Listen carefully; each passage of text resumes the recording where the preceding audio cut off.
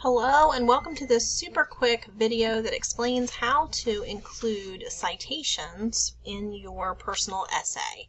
Now this is following the APA title page and the APA references page video, so if you haven't watched those yet, go back and start with those two because you'll want to do those first before you get to this one. This is the video that talks about how to cite your sources while you're writing your paper. So obviously most of this essay is going to be your writing, your own ideas, your own thoughts, your own experiences, your own life. But you do need to be able to tie your experiences back to the original article, which is this Struggle for Smarts article that we've been reading about for the last couple of weeks. So in this video I'm going to show you how to do that, and I'm going to start by I'm going to copy in this quote that came directly from the article. I just copied and pasted it from right here. So these are the exact words from the author, okay? And then I'm going to show you 4 different ways that you can cite this information. The first one is paraphrasing. Now paraphrasing means it's your words, someone else's ideas, okay? So obviously these ideas came from the original text. So even if you restate it in your own words and you say that most Americans see struggle as a weakness,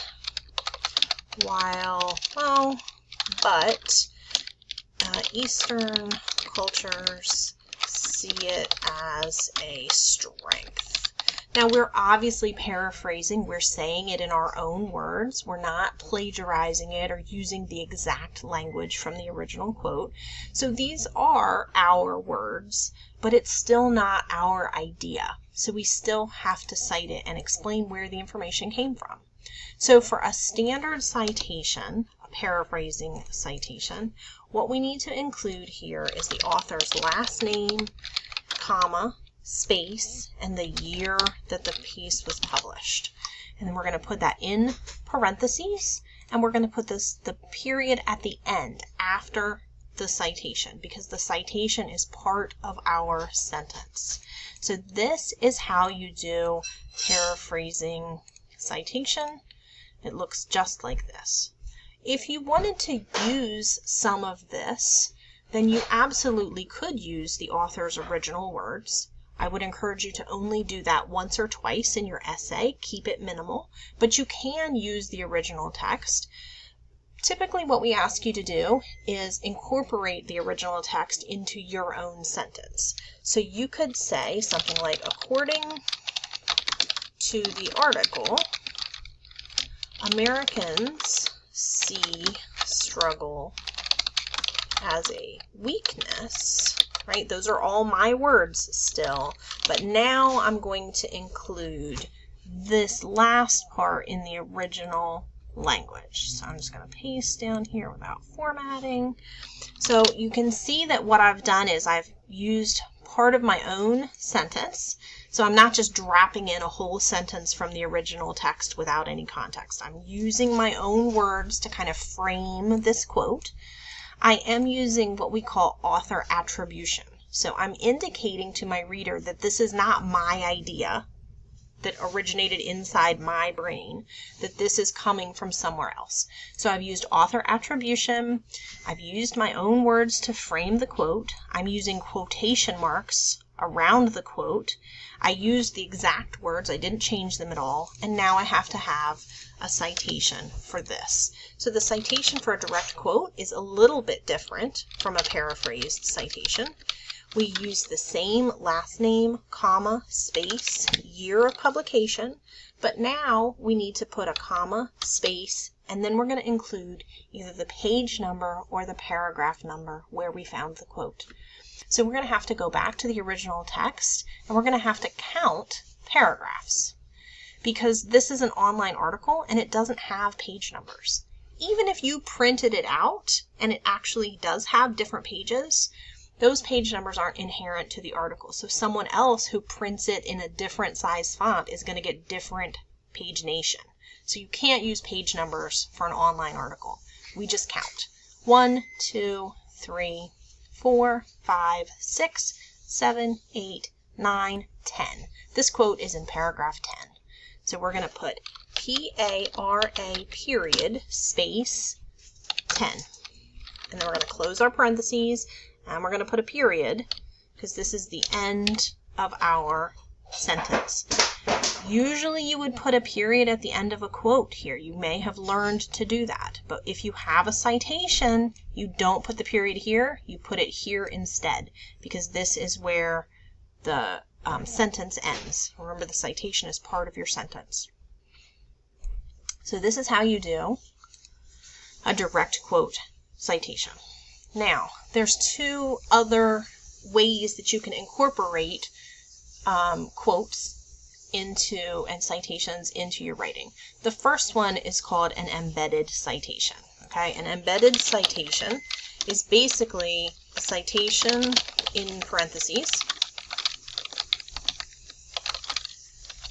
not part of your sentence, not, let me parentheses, not, okay, ignore that part because I can't explain that well in the time that I have. So basically, it's any citation that happens in parentheses. This is an embedded citation. This is an embedded citation, okay?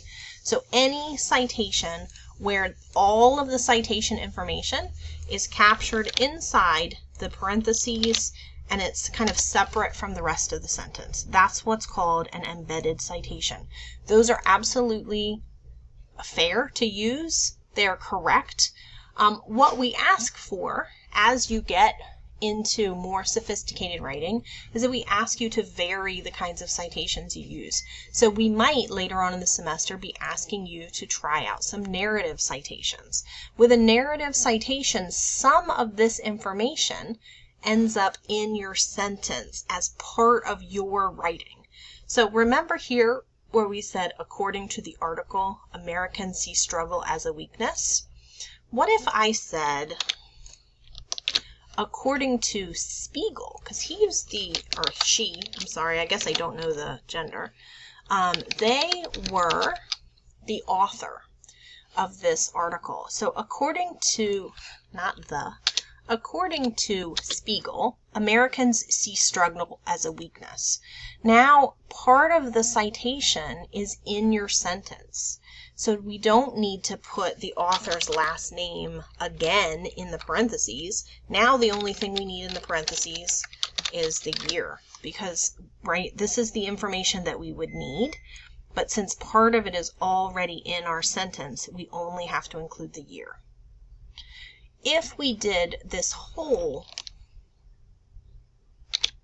quote and we changed it to according to Spiegel, now because it's a direct quote, we can take this out of the citation and we can just include the year and the paragraph number. We still need Spiegel 2012 paragraph 10, but now Spiegel is part of our sentence. Another way to do this, which is also correct as per APA, this is the last thing I'll show you. Let me put some spaces here so you can see how these look separately.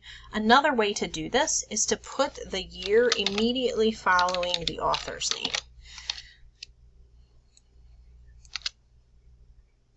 So now we have the author's last name, the year of publication, and then the page or paragraph number is at the end separately. So all three of these narrative citations are correct.